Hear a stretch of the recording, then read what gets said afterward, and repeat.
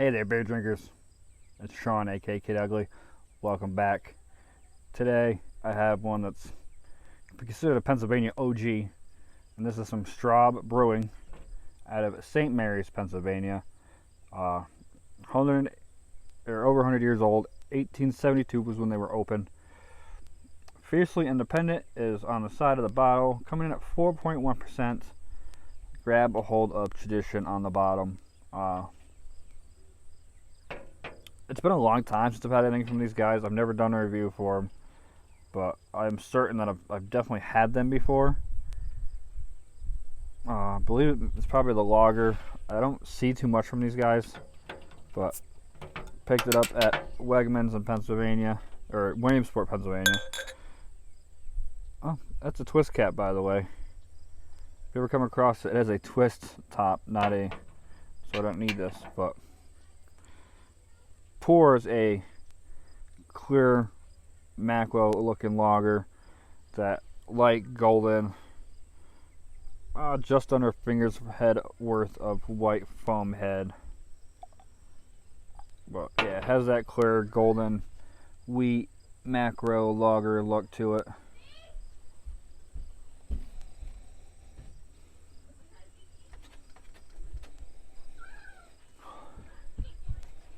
Sweet malty, got that biscuity cracker yeast to it. A little bit of berry kind of sweetness, maybe a light, citrus, like maybe like a lime. Got that kind of cardboardy, cracky yeast, that you get from a macro. I know these guys are independent. They're not a macro brewery. They haven't been bought out. They're still family owned. But it smells like a macro lager to me. Maybe a little bit better, like a little bit better than a Budweiser from that blind test. But you do get some of that wet blanket kind of, Let's get a sip on her.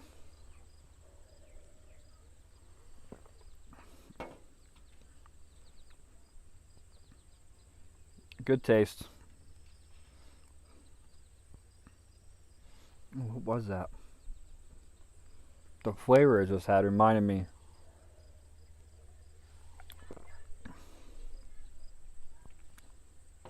It's not a bad taste, and it's reminding me of something. It's something that's not beer. Man. I wish I could remember what it was. It was nice and sweet. Do get a little bits of like the limey citrus going on. Not a whole lot.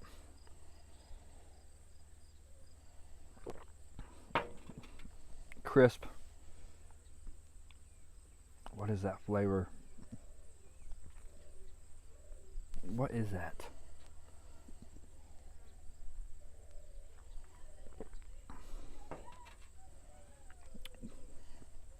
There's a flavor going on here. I cannot decipher what it is. Almost maybe something a little more desserty, like a bready type of a dessert. Can't place it. I do get Budweiser vibes off of this. It does kind of have that macro taste to it, but like more flavor. It's weird. There's a flavor in there I cannot decipher it, and it's driving me wild.